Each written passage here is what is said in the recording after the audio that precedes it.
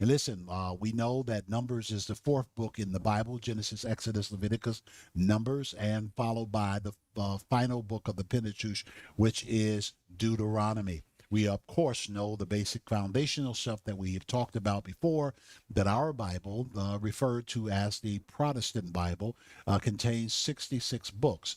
That does not mean that of the writings of various spiritual leaders, that those were all of the books that were ever written. We know that there are a number of other books that were written. We know that in the Catholic Bible, that there are more than 66 books of the Bible. The Catholic Bible includes what are commonly referred to as the apocryphal books, or books that were not deemed to be otherwise inspired.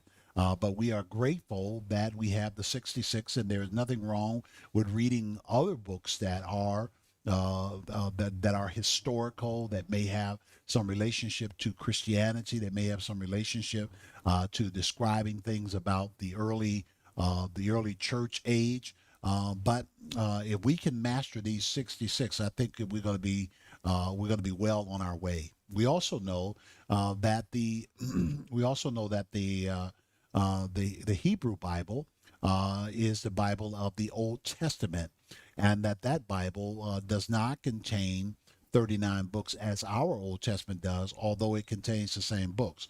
But the way that they are joined together and the way that they are broken down means that the Hebrew Bible has less books by way of number, but the same material.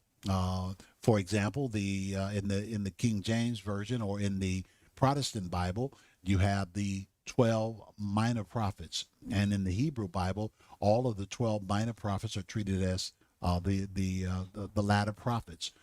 Then you have other books where the Psalms, those books are combined in a way that reduces the overall number of books in the Hebrew Bible, although they are the same books that we have in the new in the Protestant Bible.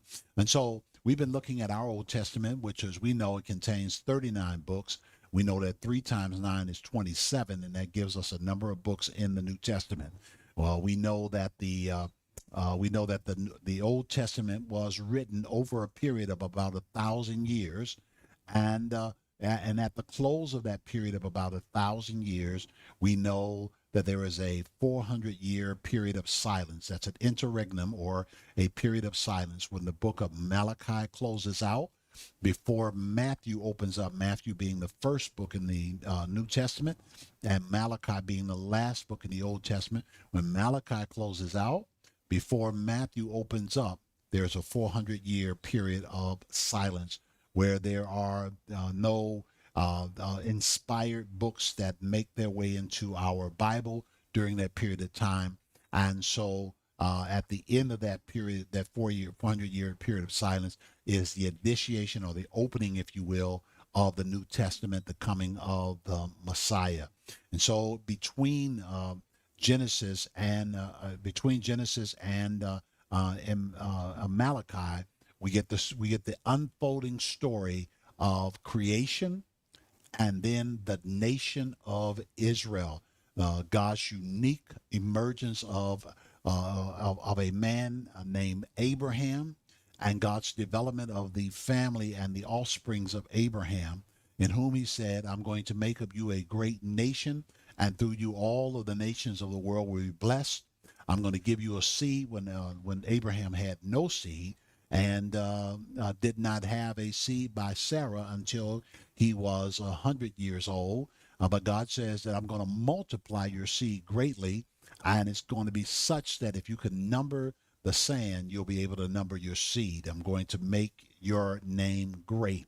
And so from Genesis chapter number 11, the latter part of Genesis chapter number 11, until the close of the Old Testament, the message is to the nation of Israel, to God's people that have been selected out to be a message and messengers to the rest of the world, a people that God raises up, that he calls by his own name, if you will. But there is purpose in that he would raise them up to be a testimony to the world. And you have to understand that it started at the very beginning in the life of Abraham. Now we know in the beginning, of course, Genesis chapter number 1 through Genesis chapter number 11, through most of chapter 11, we know that we're dealing with the issue surrounding creation, the fall, the flood, and the Tower of Babel. And the message is to the entire world of that day, the entire world of that day. Then we know that at the Tower of Babel, that the world is dispersed, if you will, and then God begins to deal with a particular lineage, and that particular lineage is Abraham. And as he raises up Abraham, we know that there's Abraham, Isaac, Jacob, and Joseph, and the whole story of the emergence of Abraham's family, and how that they end up in the house of bondage in Egypt under the administration of Pharaoh. When Joseph has died and is off the scene, the Bible says in Exodus that a Pharaoh arose that knew not Joseph. And so the people of God began to be oppressed, and they were in that oppression as God promised Abraham in Genesis, earlier in Genesis chapter 15, that my people will be in a place of bondage for 430 years. And so so that they were there in Egypt for that period of time. And after being in Egypt for that period of time, then God sends Moses back as a deliverer. And this is the same Moses that we're talking about that becomes this great writer of the scriptures, the Moses that God gives him the grace to live his life in 3 different phases, a total period of 120 years. He died somewhere around 1405, and he 1405 BC, and so we know that God begins to give him the revelation that will build out the Old Testament, and that will ultimately lead to the opening of the New Testament. And so we're in the book of Deuteronomy. We're in the book of Numbers, and the book of Numbers, as I said, is the 4th book in the set of 5. And the book of Numbers is a book that is really about numbering the tribes of Israel, and it addresses 2 separate places. The first place it addresses is at Sinai, and that is the place where God begins to deal with them regarding the law and instructions, and regarding various principles that they are to live by. But let's get into the book a little bit, and then we'll back up to some of that. First of all, the book of Numbers deals with the journeying with God. It deals with order, testing, and faith. It deals with God addressing the children of Israel about things that relate to order, about things that relate to testing. This is a book that is rich with various challenges that they face, and unfortunately, in many instances, they fail. In many instances, they did not get it right, and so over this book that contains some 36 chapters, we get to deal with addressing the fact that oftentimes they did not respond to the will of God. And so we know that the audience for this book is Israel. God has brought them out of the house of bondage. He has caused them to cross over the Red Sea. They have traveled through the wilderness, and God is preparing them to enter into the promised land, and they can't seem to get it together enough in order to be able to do that. And so the first part of this book, if you will, the first part of this book deals with chapters 1 through 9. And chapters 1 through 9 deals with Israel at Sinai, and it deals with the preparation of their journey. And that preparation of their journey is they're going to Moab. They're going to Moab.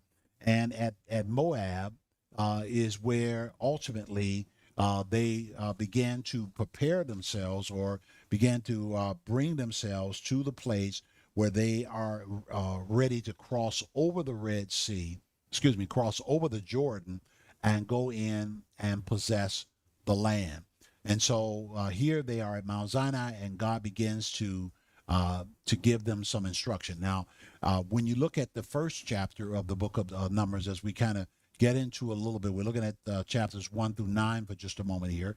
The first chapter deals with the numbering the men of war, and so we found out that as we look at that chapter, we see that the men of war were about some 603,350 of one generation.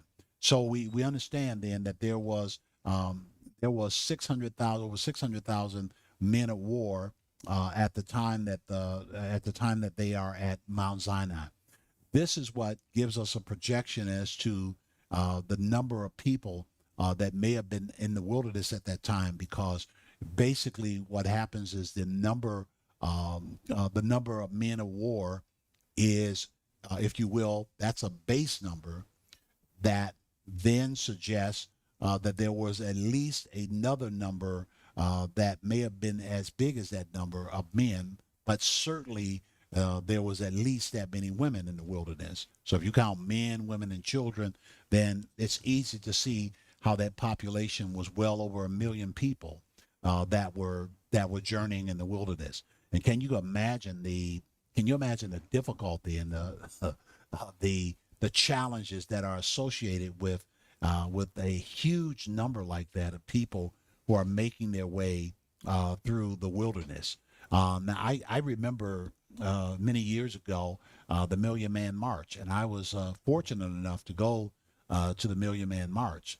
And I can tell you that while we were not in an encampment situation, the reality of standing in the middle of 1 million men gathered around on the mall there in Washington, D.C., it was overwhelming. The sheer environment of being somewhere next to 1 million people was quite challenging to even think about. And this is with all of the modern conveniences, if you get my drift. This is with the lights, bells, and whistles, and so on and so forth.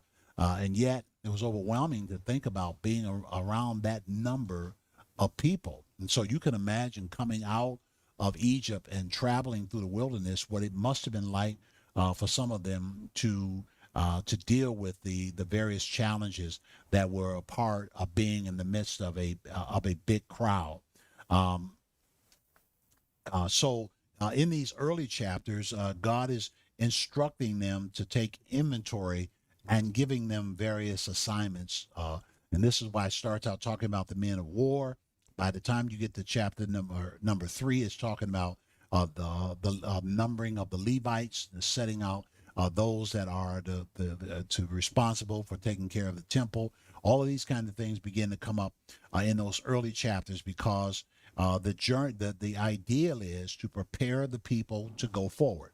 Now, I want to say to you that while this book covers a period of some 38 years or more, because Numbers is covering a significant period of the time that they were in the wilderness, that they were wandering in the wilderness. You know, that was a 40-year period.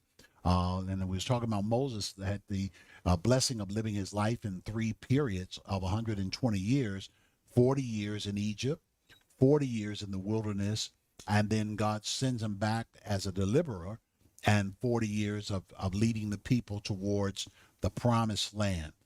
So we understand that there were those kinds of challenges that the peoples faced over a significant period of time, and then that this book addresses about 38 or more of that period.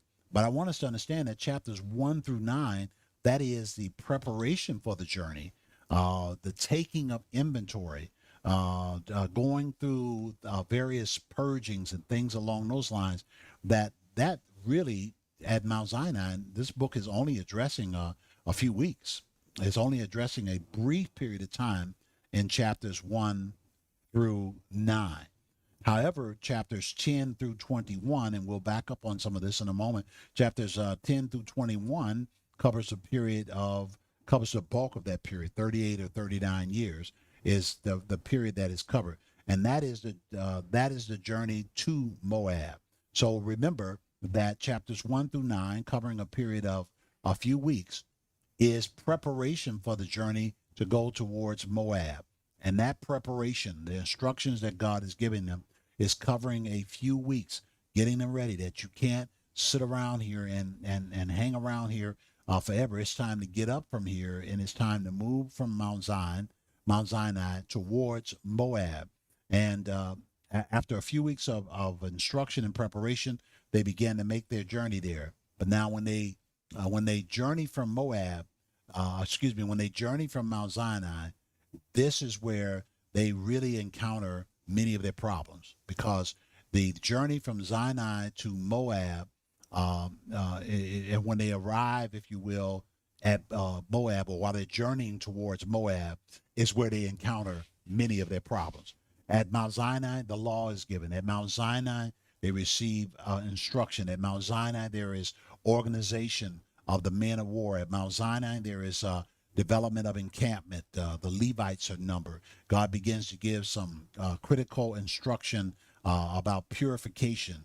And then the people take off from Mount Sinai, and they really get into their wilderness wandering now, because they had difficulty with dealing with testing. They had difficulty with following orders. They had difficulty with keeping the faith.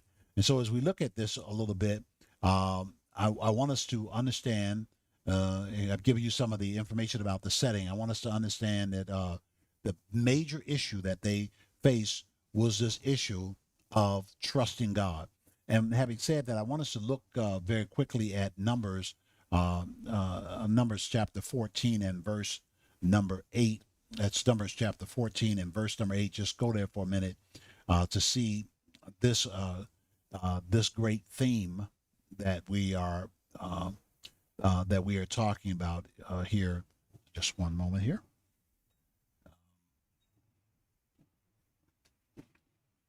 Okay.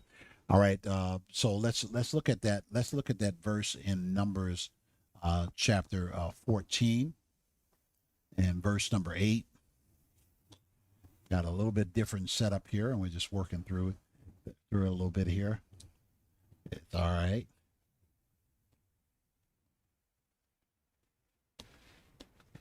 Numbers 14 and verse 8. And notice what it says.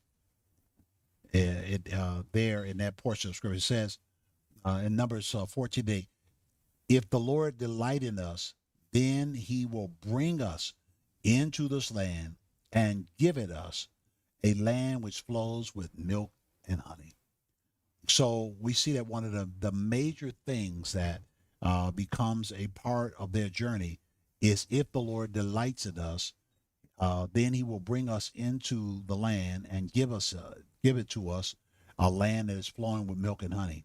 And when we talk about that word, if the Lord delights in us, it really didn't have so much to do with their it really didn't have so much to do with their character.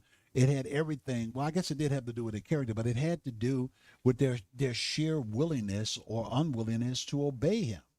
And so Moses is saying that the Lord delights in us, not from the standpoint of how much work can we do to prove something to God, but from the standpoint of how can we bring our character to a place that God will allow us to come into this land, because we're willing to follow his ways and walk in obedience to him.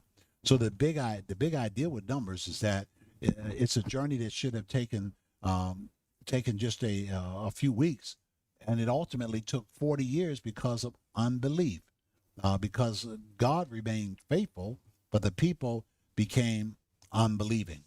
So the challenge of the book of Numbers is to understand that this book deals with, you see the readiness, or the seeming readiness, to go forward and to go and begin to take the land. And that is in regard to being at Mount Sinai for just a period of a few weeks. And they receive instructions, they get directions, and then they're on their way.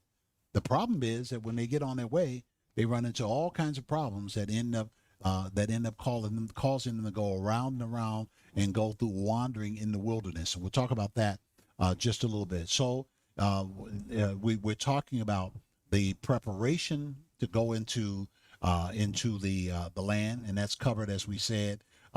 That's covered in chapters 1 through 9. It may touch upon chapter number 10 a little bit.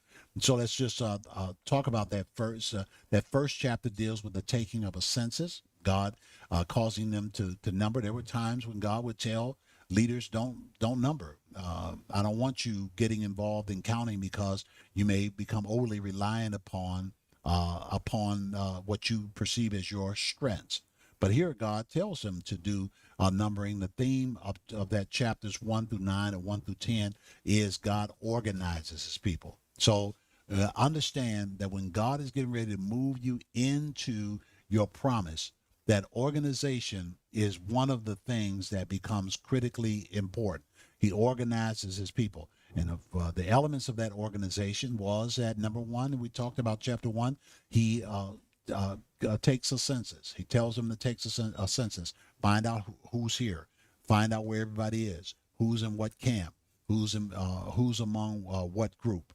And then chapter 2, and chapter 2 really deals with the encampment. Chapter 2 is the arrangements of the camp. Where is everybody positioned? This begins to break down the monotony or the difficulty of being in an environment of 1 million people, because then he begins to break them out into various encampments. Because if you're going to travel, you got to be in a position where everybody's not running all over each other, that everybody knows where they belong on the east side, the west side, the north end, or wherever you're going to be. He begins to lay out the arrangement of the encampment. Then the third thing that's covered in chapters 3 through 4 is he begins to align the duties of the Levites. Begin to tell the people, because remember, although Levite was a son of Jacob, he is not listed as a tribe. So it is improper to refer to the tribe of Levites as such, because the Levites are really the priests. And so that when we talk about the 12 tribes, we know that Levi is a son of Jacob, but he's not listed as a tribe. We know that Joseph is a son of Jacob, but he's not listed as a tribe. So 10 of Jacob's sons are listed as tribes, but 2 of them are not. The 2 that are not are Levi and Joseph. But there is still 12 tribes. And the way that there are 12 tribes, we found this out late in Genesis. The way that there are 12 tribes is because Joseph received a double portion. And Joseph's sons takes up the 2 tribes that are not the Levites and the Josephites. So his 2 sons are Ephraim and Manasseh. And that's where you get the tribes of Ephraim and Manasseh, because Joseph received a double portion. But here in chapters 3 and 4, the duties of the Levites are laid out. Their responsibilities to manage the worship, their responsibility to take care of individuals or persons that were ill, their ability to address issues of encampment for those who had leprosy. They began to take on those responsibilities to execute the law as it relates to issues of purification. And then in chapter number 5 through 9, he deals with the laws for purity and worship. So significant emphasis on purity, a significant emphasis on worship. Those are dealt with in chapters 5 through 9 as we survey and just look at what this book is really about. And then in chapters 9 and 10, he addresses the cloud and the trumpet signals. It begins to address when it's time to move, the hearing of the trumpet, the sounding of the trumpets, and when the cloud begins to move, that God had promised that there would be a cloud that would follow them, and so on and so forth. So those things are addressed. And listen, when it's time to move, you got to gather your gear, and it's got to be time to move. Everybody got to know what the signals are, and so that's covered in chapters 9 and 10. And we understand that, again, these chapters deal with a brief period of preparation, just a few weeks at Mount Sinai, where the Lord is getting ready to move them out and move them towards their promise, because They received the law, they received instruction, and now they're receiving instruction and information once again. And now it's time to move on towards the promised land. Well, they get all of these instructions and they start moving, but that's where the problem comes in at. You know, progress can be progress can be very costly, and we have to be aware of the fact that preparation is critically important, but progress requires that you execute on the preparation that you received, and that it comes off the pages, if you will, and it become matters of practical application. So, in regard to chapters 1 through 9, the main thing that we have to learn about that is that God is a God of order and preparation before movement. God is a God of order and preparation before movement. And it's important for us to stick a pin in that, because we have to understand that a lot of times we want to, if we're not careful, we want to move without preparation. And guess what? We want God to move, and we want God to do things without order and preparation. But just as it was with Israel in this wilderness and at Mount Sinai, you know, they traveled across the Red Sea. They came out of Egypt, traveled across the Red Sea. They celebrated when they arrived on the other side of the Red Sea, and then they went on to their journey to Mount Sinai. Mount Sinai was the first major stopping place. It was the place where Moses would commune with God, where he would get instruction from the Lord, and where he would give the people the instructions to move forward towards the promised land. The thought is that this journey from Egypt into the promised land should have been a journey that would take around the year, given the training and the instruction that was needed and the preparations that were needed. But it ended up being a journey that would take 40 years. Uh, and so uh, and so there we have it. We know the reason for that is that God or God that God is a God of order, and He's a God of preparation, and that's what these 9 or 10 chapters really are pointing out to us, that's what God is all about. And then we come to the second part, which is uh, the journey from Mount Sinai to Moab. And there are two aspects of the journey to Moab. The first aspect of the journey to Moab is a place called Mount Hor. That's Hor. The journey to Moab is Mount Hor, and with regard to this journey, there are three aspects or three areas that we address in relationship to chapters 10 through chapter 21. So remember that this is the journey to Moab, that they're leaving from Sinai and going to Moab. And this is where they get hung up on the journey to Moab. They get hung up at Mount Hor, MTHOR. And this journey involved three phases within the journey. And that is Sinai to a place called Kadesh. And oftentimes you hear Kadesh Barnea. That's covered in chapters 10 through chapter 12. And then chapter 12 through 17 is desert wandering. So they get to Kadesh, or they go from Zion to Kadesh. And when they get there at Kadesh, by chapter 12, this is where the spies are sent out. The spies are sent out to spy out the land. And we find out later in Deuteronomy that this sending of the spies to spy out the land was really not generated by a Mosaic idea. It was an idea that was generated by people, by the crowd that wanted spies to be sent to check out the land. We don't find that out until Deuteronomy. But all of this in reality turns out to be the challenge of these chapters 11 through 14. And the challenge of those chapters is rebellion. It's rebellion in the wilderness. And so while they are sending out spies or asking Moses to send spies to spy out the land. You know, the 12 spies that would spy out the land and come back with a report. All of this is really rebellion that is at work. And ultimately, as you know, 10 of the spies return with a negative report. And two of them come back, Joshua and Caleb. They come back and say that we're well able to take the land. 10 others say we can't do it. And that fits right into the rebellion that is already at work. So we look at that chapter 11 through 14. We see the theme there, chapter 11 through 14. The theme there is the testing that reveals the heart. Testing that reveals the heart. We know that testing is really the spies going in the land.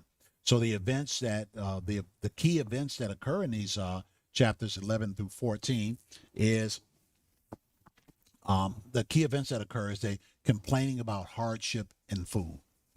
So soon as they leave from Sinai and begin to travel towards Moab, and by the time they get to Kadesh, they're complaining about the food. They're complaining about hardship. We could have done better if we had stayed in Egypt. We had it better off when we stayed in Egypt. If we had stayed in Egypt, and you brought us out here to die. The murmuring and complaining begins in these chapters. Also in these chapters, Moses 70 elders are appointed to try to oversee, to try to manage the people and all of their complaining and problems arising, problem solving. He appoints 70 elders. And then there's this big event in chapter number 12, the sending out of the spies into Canaan. And then finally, in those chapters, we find Israel's refusal to enter the land. When they get the report from the spies that there are giants in the land, that they begin to conclude that we're not able to take the land, and so on and so forth. And all of these things become a hindrance to their forward advancement, and they refuse to enter into the land. And again, we looked earlier at a verse in Numbers where we were talking about Numbers 14 and 8. And if you look at Numbers 14 and 2, you'll see if only we had died in the wilderness is a part of the language there. So let's just look at that, Numbers 14 and 2, and let's see the attitude of the people. Although Moses let them know that if you just set your heart right towards God, then he will cause you to succeed and cause you to be able to enter in the land. We found in that 8th verse there in the 14th chapter, we found that it said, if the Lord delight in us, then he will bring us into this land and give it us a land which floweth with milk and honey. And those are the words of the spies of Joshua and Caleb that had come back and said that if we do what's right in the sight of God, He's gonna bring us into the land. He'll give us the land. They got the vision. They got the revelation. But now look at what was being said in verse 2. We're still in that 14th chapter. Let's look at actually verse 1 and read on down. It says, and all the congregation lifted up their voice and cried, and the people wept that night. And all the children of Israel, listen to that verse 2. And all the children of Israel murmured against Moses and against Aaron, the key leaders. All of them murmured against Moses and Aaron. And watch it again. And the whole congregation said unto them, would God that we had died in the land of Egypt, or would God we had died in this wilderness? Might as well read verse 3 because it only gets worse. And wherefore have the Lord brought us out here? Now, first they're murmuring against Moses and Aaron. They're saying that you brought us out here to die, so on and so forth. But look at verse 3. I mean, actually in verse 2 they said, would God had that we had died. We wish we had died in the land of Egypt, and we wish we had died in the wilderness. This is what they're saying, and they're pointing the finger at Moses and Aaron. But look at verse 3. And wherefore have the Lord brought us out? Now they're pointing directly at the Lord. Why did he bring us out? Why did he bring us out into this land? To fall by the sword, that our wives and our children should be a prey, not to pray, a prey, but be preyed upon, if you will. Were it not better for us to return into Egypt? And they said, look at verse 4, and they said one to another, let us make a captain and let us return to Egypt. Let us make us a captain. Let us return to Egypt. And look at verse 5 as well. Then Moses and Aaron fell on their faces before all the assembly of the congregation of the children of Israel. And Joshua the son of Nun and Caleb, those were the two that had a good report, which were of them that searched the land, rent their clothing. And it's just a way of saying that they were exasperated and that this was a horrible scene, a horrible benchmark in the history of this people that God was trying to develop into a nation. And then, of course, those two spoke, and they said, and they spake unto all the company of the children of Israel, in verse 7, I'm reading on here, saying, the Lord, which we pass, the land which we passed through to search it, it is an exceeding good land.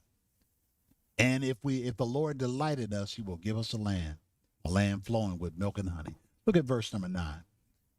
Only rebel not against the Lord, neither fear ye the people of the land, for they are bread to us. We can take them. Their defense is departed from them, and the Lord is with us. Fear them not. He said, listen, we got to put this in perspective, that their defense has departed from them. The Lord is with us. This is what Joshua and Caleb is trying to convey to the people. But they've gone full-blown rebellion now. And look at verse number 10. But all the congregation stoned them. In other words, the whole congregation was ready to pick up stones and stone the messenger. And verse 10 continues, and the glory of the Lord appeared in the tabernacle of the congregation before all the children of Israel. Look at verse 11. And the Lord said unto Moses, how long will this people provoke me? And how long will it be ere they believe not for all the signs which I have shown among them? So God says to Moses, how long will these people provoke me? How long will they yet rebel despite all of the signs that have been shown to them? And so when we look at, again, beloved, just moving back to a bit of our outline, when we look at where the people are, and we look at their attitude and rebellion, and we look at the rebellion, as I mentioned to you, that's centered in those chapters 11 through 14, and it really goes beyond that. But chapter 11 through 14 is a critical part of the study of the book of Deuteronomy, because this is where, if you will, it all falls apart. So they're journeying from Mount Sinai after receiving instruction and direction, and by the time they get to Kadesh, things are imploding. And by the time they get to by the time you get to this 14th chapter, God has declared judgment upon them. God is saying that this people will not enter in to the land, and this thing becomes a place of great offense. I probably should have kept reading a little bit more. So let me look at verse 12 there again, just a little bit more, just so we see where things are. And listen to what the Lord says in verse 12. I will smite them with pestilence and disinherit them, and will make of thee a greater nation and mightier than they. And of course, Moses said unto the Lord, then the Egyptians will hear it, for thou broughtest up this people in that they might, broughtest up this people in thy might from among them.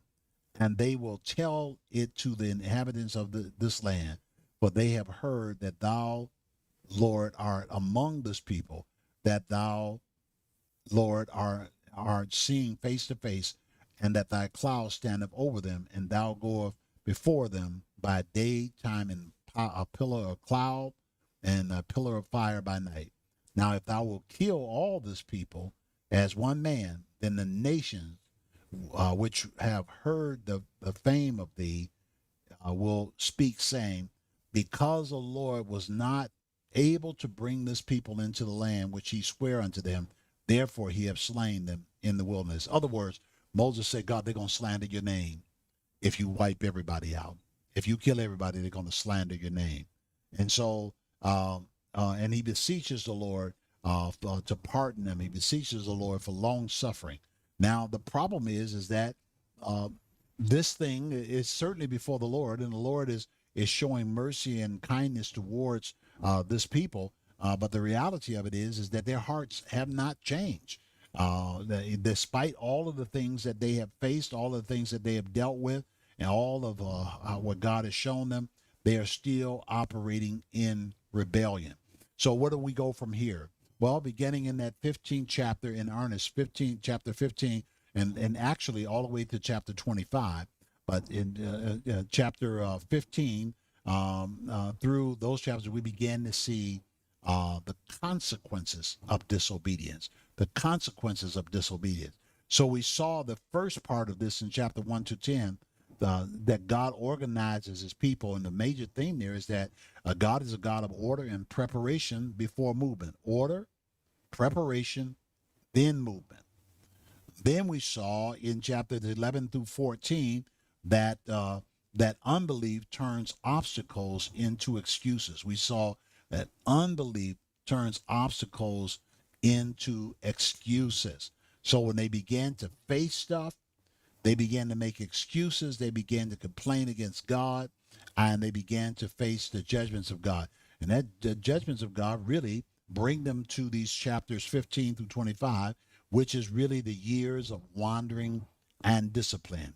Wandering and discipline, where God takes them through the what's commonly referred to as wilderness wandering. And in this wilderness wandering, we began to see where God begins to give them some laws concerning rebellion. And we began to see, so chapter 15 deals with laws, I should say laws after rebellion. When people rebel against God, they often enter into greater restrictions or have the need for greater laws or greater restrictions because of their rebellion. Let's look at chapter 15 ever so briefly, just to get a sense of what begins to happen when they have refused to follow the ways of God. Notice in chapter 15 it says, God says, talking to Moses, he said, speak unto the children of Israel and say unto them, chapter 15 and verse number 2, and say unto them, when ye be come into the land of your habitation, which I will give unto you, and will make an offering by fire unto the Lord, a burnt offering, a sacrifice in performing a vow, or a freewill offering, or in solemn feast, to make a sweet savor unto the Lord of the herbs of the flock. So now God begins to talk about the need to come with some type of offering, the need to come with some form of repentance. And this, a lot of this is really born out of the heart of rebellion that's going to bring them back to a need for perpetual and continuous repentance before God, the requirement of consequences because of the state and the nature of their heart.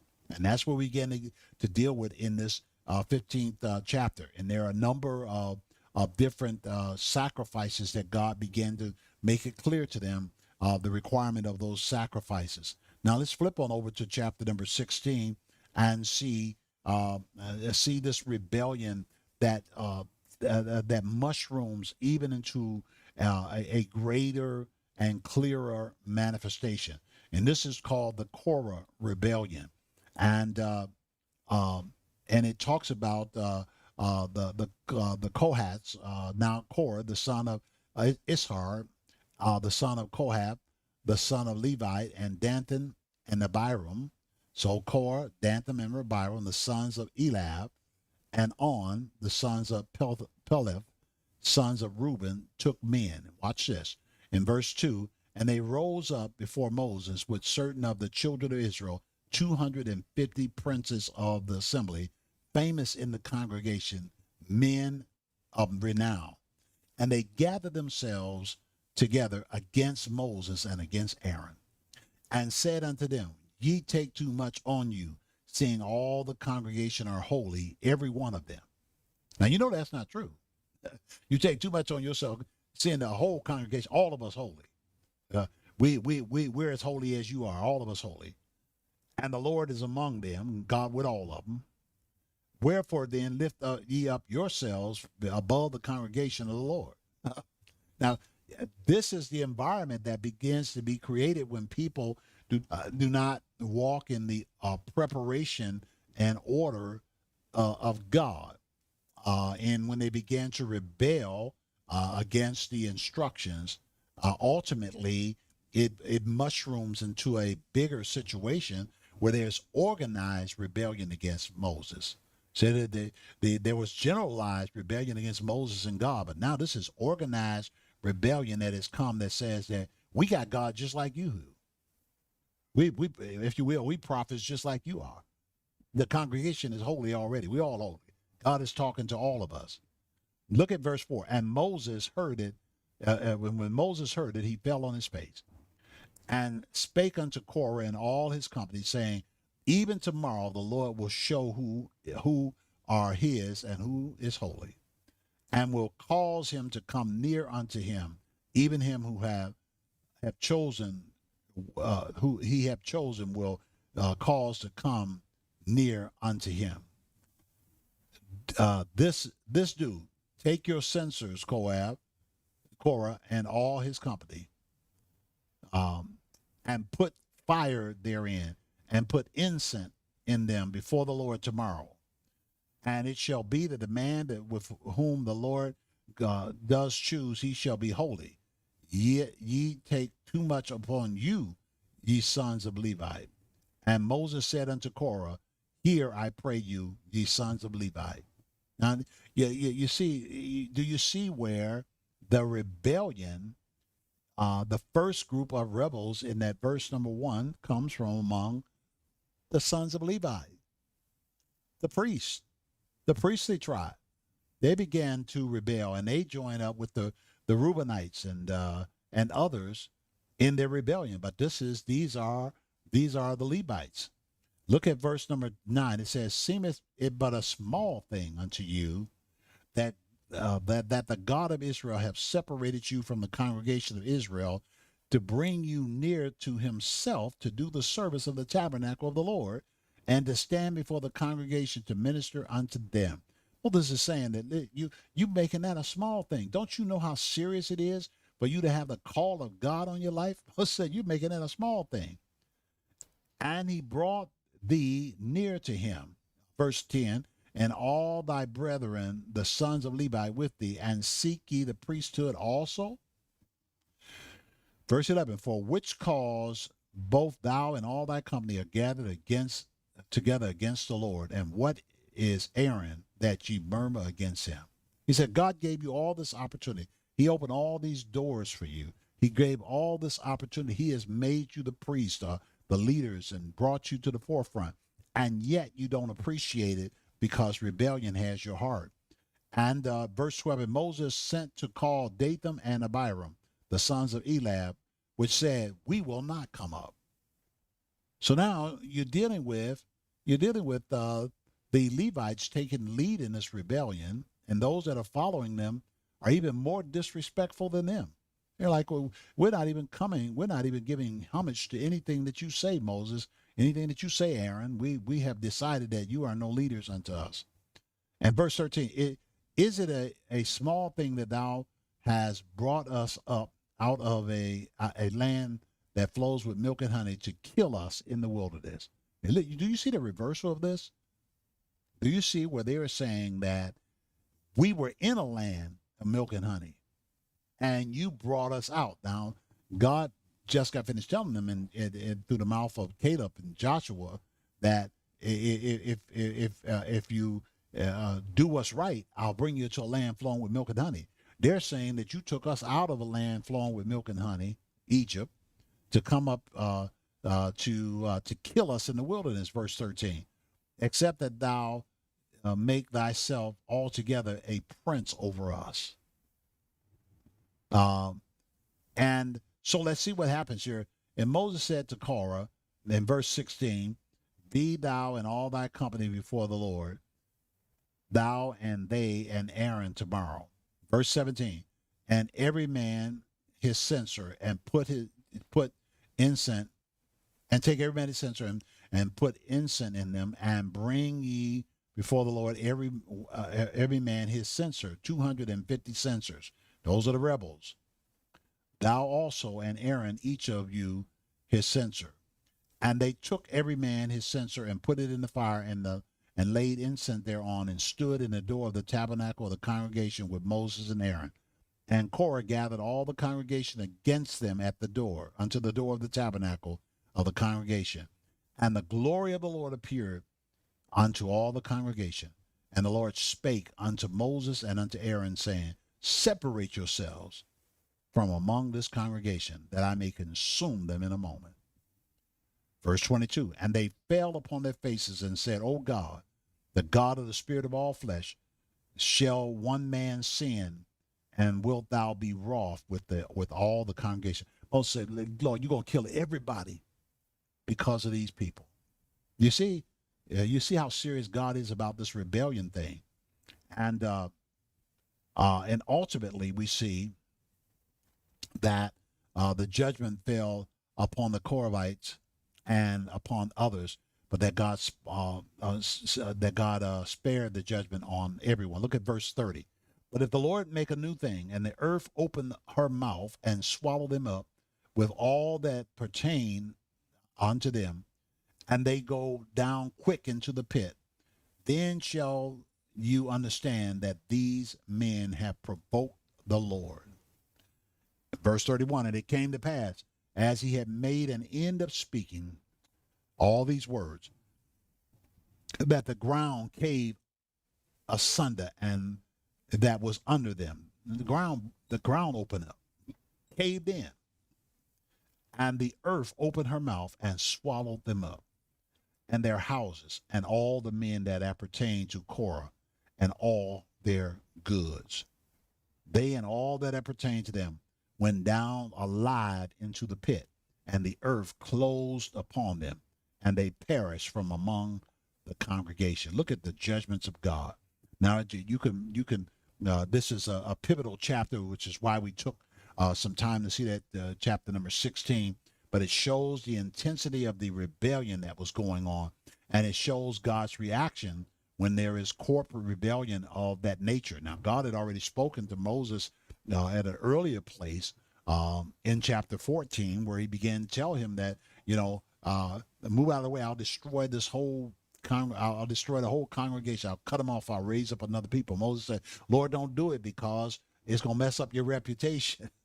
And now you get to the 16th chapter, and the rebellion that was at work in the 14th chapter is only intensified and become more organized and structured under the leadership of Korah and his band. And then God has to and does bring the appropriate judgment in that situation. So we see in that aspect of the we see in that particular area of the scripture the Korah rebellion. Chapter number 17 deals with Aaron's rod budding, and we don't have time to go there and to really address and talk about that, but it really shows the favor of God resting with the leadership. Then in chapter number 20, we deal with Moses striking the rock. The frustration of the people now, the frustration of the people that are demanding water and demanding after demand after demand. I don't think that it's just the demand as such, but it has to do with the persistence of the people in their rebellion against God. And so let's actually just take a look at just a couple of things here. Let's just flip through this a little bit, because it's a critical part, and I believe we can get through this book. And I want to begin to move a little bit faster, but I want to make sure that we're picking up some of the material as we go along. Um, um, but I want us to, as we're looking at the 16th chapter, let's just go down just a little bit further there. Let's move all the way down to verse number, uh, uh, uh, verse number 45. It says, um, "Get you up from among this congregation, that I may consume them as in a moment." And they fell upon their faces. In verse number 46, "And Moses said unto Aaron, Take a censer and put fire therein from off the altar, and put on incense, and go quickly into the congregation and make an atonement for them.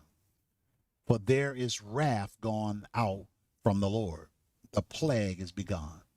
So because of the people's rebellion, not only was there the death of Korah and his band, but there was judgment that it began to strike out. God had began to send his judgment in the midst of the people that were a part of the rebellion. And the Bible says in verse 47, "And Aaron took as Moses commanded, and ran into the midst." And notice that, and ran into the midst of the congregation. "And behold, the plague was begun among the people. And he put on incense and made an atonement for the people." Now we relate back to chapter number 15, where God began to talk about the need for atonement, the need for you to do something because your rebellion is getting ready to take off. And here we see Aaron running into the midst of the congregation as a priest and engaging in acts of atonement. And look at verse number 48. "And he stood between the dead and the living." You see, when you're called by God to a particular challenge and to a particular call of ministry, there is an empowerment that comes with that. "And he stood between the dead and the living, and the plague was stayed." Well, why didn't the plague kill Aaron? Because of the accuracy of his heart in regard to this situation, his adherence to the leadership of Moses.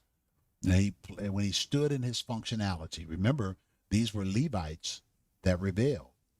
And Aaron is a Levite, but he's not in rebellion here. And the plague was stayed. But look at verse 49. "Now they that died in the plague," this is talked about in 1 Corinthians chapter number 10. "And they that died in the plague were 14,700, even them that died after the manner of Korah." So Korah and his band, the ground opens up and takes him. We don't know that number is talked about 150. But the fallout from that is 14,700. Beside the dead, beside them that died about the matter of Korah. Korah and his band, I believe that we read that they came to Moses about 200. It might have been about 250 of them. You can go back and read that. It's in this same chapter. 250 princes of the assembly. That's in verse 2. That's in verse 2. But we see the fallout from that. And that fallout is that there are 14,700 people that died beside the matter of Korah. "And Aaron returned unto Moses into the door of the tabernacle of the congregation, and the plague was stayed." It shows the propriety of leadership and how important it is for leadership to take a stand, and how God, even when he's releasing judgment, oftentimes when leaders stand in their place and leaders stand between the plague and the people, oftentimes God will stay the plague, because leaders with an accurate heart oftentimes will cause the hand of God's judgment to be stayed. It's a powerful principle that we must always bear in mind. Let's look at chapter 17, talking about the budding of Aaron's rod very quickly, as we're in this section that is dealing with the wilderness wandering. All of this is taking place in chapters 10 through chapter 21, and actually into chapter number 25. But the reason we talk about chapter 21 is because that's the journey to Moab. Well, when we get past chapter 21, it is issues at Moab. So they're still on their way to Moab from chapter 10 through chapter 21. But the rebellion doesn't stop when they get at Moab. They still got issues of rebellion going on even when they get to Moab. So looking at the 17th chapter very quickly, and the Lord spake unto Moses, saying, Speak unto the children of Israel, and take every one of them a rod according to the house of their fathers, or of all their princes according to the house of their father, 12 rods. Write thou every man's name on his rod, and thou shalt write Aaron's name upon the rod of Levi. For one rod shall be for the head of the house of their fathers, and thou shalt lay them in the lay them up in the tabernacle of the congregation before the testimony, before the commandments, where I will meet you, and it will come to pass that the man's rod whom I shall choose shall blossom, and I will make to cease from me the murmuring of the children of Israel, whereby they murmur against you. So God says, I want to solve this murmuring problem. I want to give them unequivocal evidence of who I placed my leadership mantle upon for the priesthood.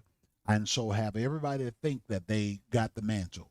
Bring their rod, put the name on it, and put it before God, and let God answer by the rod.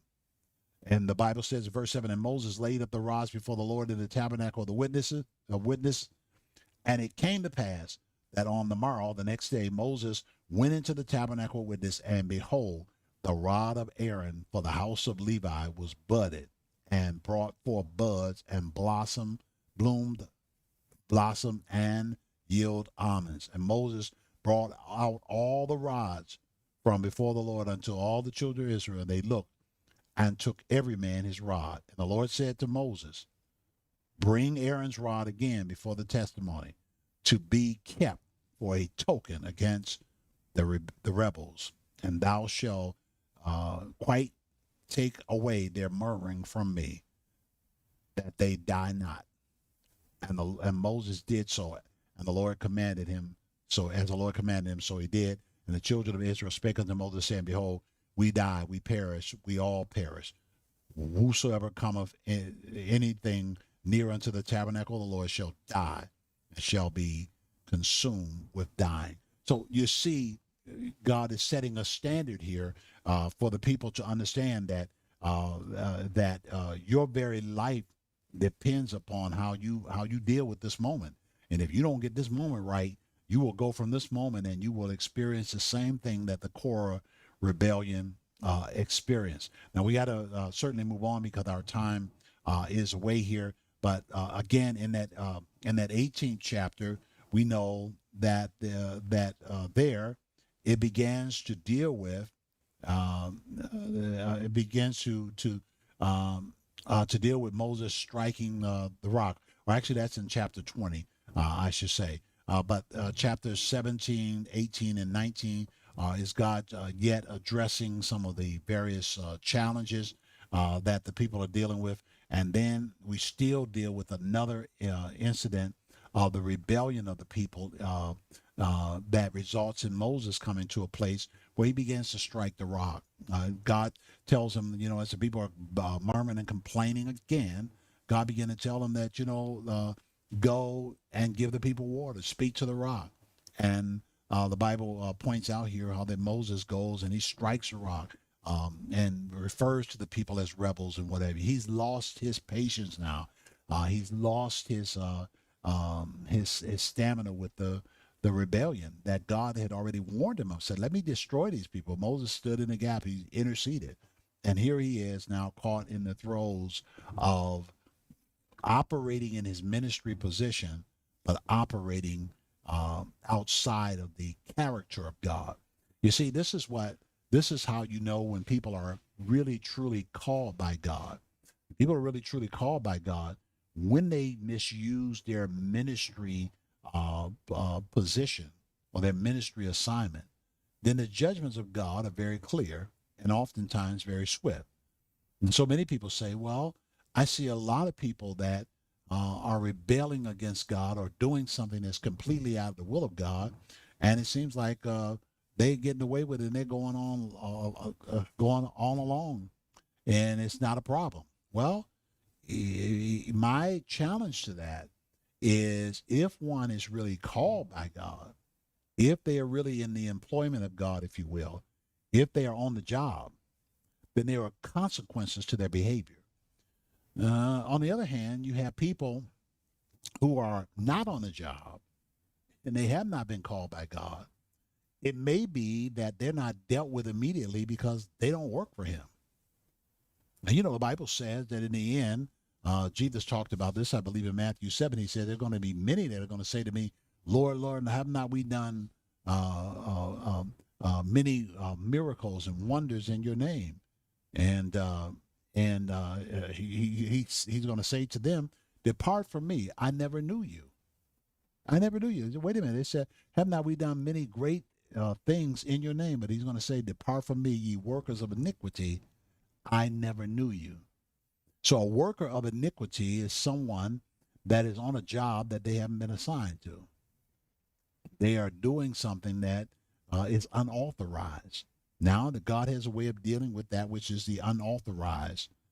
But that's very different from someone who is employed by Him, someone who has a clear calling and a clear representation before God. Now, even in the case of the Colevites, they experienced a swift judgment because the Colevites were the Levites. They were the priesthood. They took the lead in this rebellion of 250 princes. And God's judgment was swift.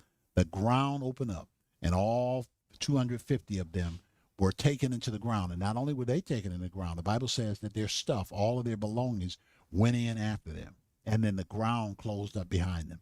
It's as if they left. It's as if they left the not only the land of the living, but as if they were excised or cut out of history.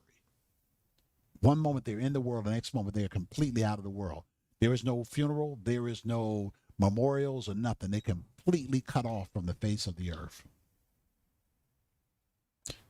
Very interesting, right? So that we have to understand that some people may not be at all in the employment of God. They ain't called by God. They're not on assignment by Him. And so maybe they get away with a whole lot more stuff over a more significant period of time because they're just simply not called by God. All right, so we move on then for just a little bit more. Give me just a few minutes here. In that chapter 20, Moses strikes the rod. Ultimately, God deals with him in relationship to this act of striking the rod. And he does it on two occasions. But on the occasion where the judgment of God comes, it is the occasion where clearly the Lord has given him a particular instruction and a particular ministry assignment, and he is speaking as God, but he is acting inconsistent with what God told him to do. And this is why, as a minister, I find myself shaking in my boots, so to speak, because if I'm on assignment from God, if He called me to do something, a particular thing to do, I don't want to be doing anything that misrepresents His character while I'm doing the assignment. So he struck the rock, and water came out just as God said. The fact that your ministry is effective does not mean that it's accurate. Moses was effective at getting the water out, but it was not accurate because he made it happen in a way that God did not authorize him to do it. Okay, so we keep that in mind. I wish we had time to really get into all of that, but we don't. And the next thing that we look at in chapter 21 is the bronze serpent, which was really God's way of stopping a plague, and the holding up of a serpent and looking up on the serpent, and people that were facing a plague. The plague began to be stayed because of that. Chapters 22 through 24, it deals with the dynamic of a person who is is referred to as a prophet, who God clearly speaks to, who clearly hears from the Lord, but he is an example of a prophet who is bent on going astray. And Balaam is that prophet, and he is connected to the king Balak, And the king Balak wants him to speak a word of cursing over the people of Israel. And Balak really wants to do it, but as he talks to God about it, God tells him, you can't do that. And God persistently has to tell Balaam that I won't allow you to curse. I won't allow you to curse them. And Balaam is challenged. Why? Because Balak has promised to give him money, has promised to give him resources, and he is caught up in materialism so much that he's almost willing, to go and curse the people. And you know, some of you that have read this, you know how um, that the Lord has to cause the donkey to sit down and crush the foot of Balaam to prevent Balaam from making his way to curse the people of Israel. And so he doesn't curse them, but then he finds a way to cause them to curse themselves, to enter into a curse themselves by the intermingling and sleeping with foreign women that God had already given them instructions not to do. And this brought a curse upon Israel, and that plague had to be stopped. And you read about that, the sin of Peor in chapter number 25. Now, in this area, chapters 15 through 25, the major teaching truth of this area is God disciplines his people, but continues to provide and protect. It's an incredible story to see because God is providing and protecting for them, but he is disciplining them. And you would think that he would just completely cut them off. And it seems that some of the things that God said here in this book of Numbers, that God wanted to just wipe them out, but he didn't. And it's amazing how that God sets up leaders to have a heart that will engage with God and will say to God, not that God needs anybody to counsel him, because he doesn't need a counselor, but I believe that God extrudes a part of his heart in his life into the life of leaders, that part of their heart will speak to the heart of God, the thing that is the appropriate in the moment. Because you remember that all the way back in Genesis, we see this interplay of the heart of God, how that the Bible says that the whole of creation was engaged in rebellion and only did evil continuously. But Noah found grace in the eyes of God. Noah was the stopgap, the change agent that caused the heart of God to say, "I'm not going to cut everybody off. I'll take Noah and his wife and his sons and their wives, and I'll take these 8 and I'll start fresh with these 8." And we see that same kind of thing happening here, where God doesn't reduce the population to 8, and that was dealing with the entire world. This is dealing with just the nation of Israel. But then God takes an element of them and wipes them off and says, let's go forward with what is left. But even when he went forward with what was left in regard to Moses, we still see that the sin and the wickedness of man's heart has a way of stepping back up and rebelling against God again. And that's what we see in these chapters. As it relates to the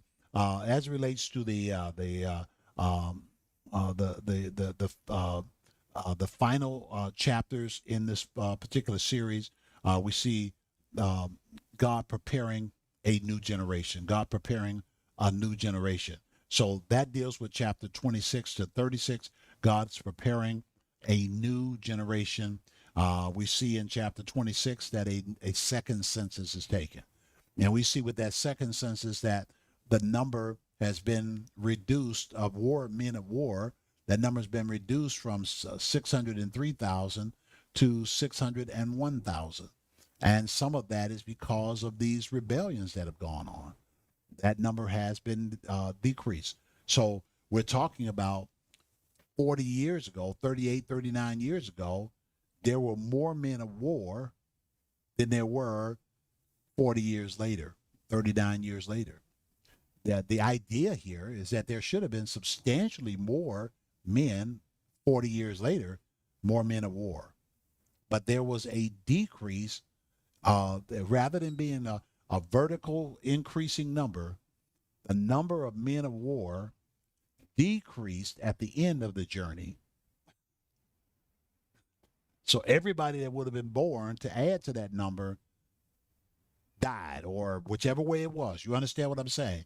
So in 40 years, you would think that starting out with 603,550 men of war, that certainly that number will increase over 40 years. Certainly they will have sons, or certainly other men will rise up and age up and be a part of the men of war. But they lost men of war over the 40-year journey because of rebellion. So another census is taken. The other thing that happens when they're at Moab is that God chooses a new leader, and that is in chapter 27. And Joshua is that new leader. God begins to prepare him to take the people into the land, because remember, when we get to chapter 22, we're dealing with the people at Moab. Moab is the staging ground for the entrance into the land of promise. And chapters number 28 through 30 deals with offerings and vows that are reinstated. God began to talk about making various offerings, making various vows unto the Lord. Those things are reinstated. And then we deal with chapter 31 and 32. It deals with victories east of the Jordan. Victories east of the Jordan, where God gives them victories over enemies that are lurking around them on the east side of the Jordan River. Because the Great Jordan is where they've got to cross over, that they may be able to go and take or possess the land. Chapter number 33 is a review of their journey. It is a review and a reminder of the things that have been a part of this journey. Remember that this is a journey that has taken some 39 to 40 years, and now there is a review of those journeys, of the journey. Chapter 34 and 35 deals with boundaries and cities of refuge. Cities of refuge is places that were managed by the Levites, where people could go to when they had lost their way, when they have done things that were wrong or ungodly, when they have been put out of families or whatever. These were cities of refuge, places that people could come as a place of refuge, and also for those that had lost resources and had no way forward, they could come to cities of refuge and receive care and coverage, and various forms of judgments that were necessary for the proper management of behavior among the people. And they were managed by the Levites. And then finally, chapter number 36 that we would deal with if we had time tonight is instruction for inheritance. Final instructions for inheritance. In these chapters 26 through 36, those final 10 chapters, God promises move forward even when one generation fails. So this is the second generation, if you will, that's ready to walk into the promises, and it shows God's commitment to moving his promises forward even when a generation fails. It does not turn the heart of God. It causes God to continue to move and raise up other generations. The book of Numbers shows us that the journey with God requires trust, but not just trust. It requires obedience, but not just obedience, and not just trust. It requires trust, obedience, and faith. And if we don't exercise trusting him, obeying him, being faithful to him, the wilderness becomes longer than necessary. What a powerful lesson for us to learn. The last place we want to be is in our wilderness. But our disobedience, our lack of trusting him, our lack of faith towards him can cause what should not be as long to be an extended journey. And we see that in the book of Numbers, and it's important for us to bear that out. That could it be, and I don't want anybody to feel bad on this, but all of us have to think about it. Could it be that my wilderness has been made longer by my rebellion and faithlessness, or by my failure to trust God? Because we see it here in the book of Genesis, in the book of Numbers. We see here that God allows time to go on and for people to wander in the wilderness. They wandered in the desert. They wandered in Kadesh. They wandered in at Mount Horeb. They began to wander for some 39 years because of rebellion. Some people say, well, we're waiting on God. Do you know that all that time that they were wandering, they were not waiting on God? They were not waiting on God. They were suffering the consequences of their disobedience and their lack of faith and trust towards God.